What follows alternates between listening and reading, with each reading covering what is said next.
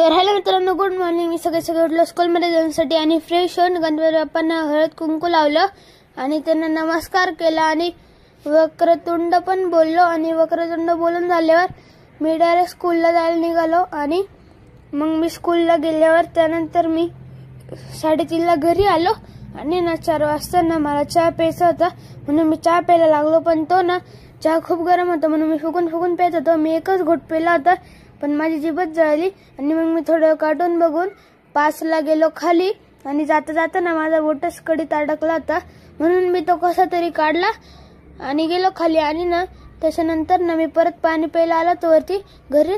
तर मम्मीने बनवले इलायचीचे लाडू गणपती बाप्पाच्या प्रसादाला, जे की मी पहिले गणपती बाप्पांना दिले आणि मग मी पण खायला लागलो, जे की खूप छान होते।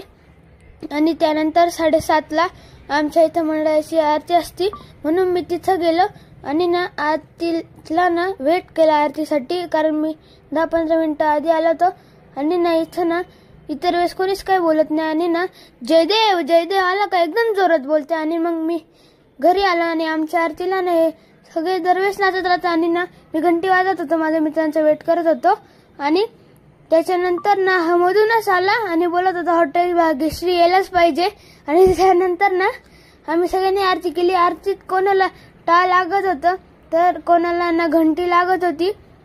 आणि मग आमची आरती झाल्यावर सगळे गेले दुसऱ्यांची आरती करायला आणि मग मी थोडं स्टडी केला आणि त्यानंतर मी गेलो कठपुतली बघायला, कारण दरवर्षी आमच्या इथे कठपुतली असते 10 दिवस गणपतीचे।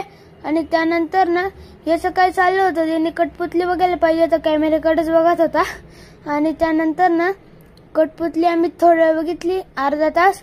आणि त्यानंतर माझे पप्पा मी आणि माझी मम्मी गेलो घरी। आणि कसं वाटलं तुम्हाला व्लॉग माझा, लाईक शेअर कमेंट आणि माझ्या YouTube चॅनलला सबस्क्राईब करा।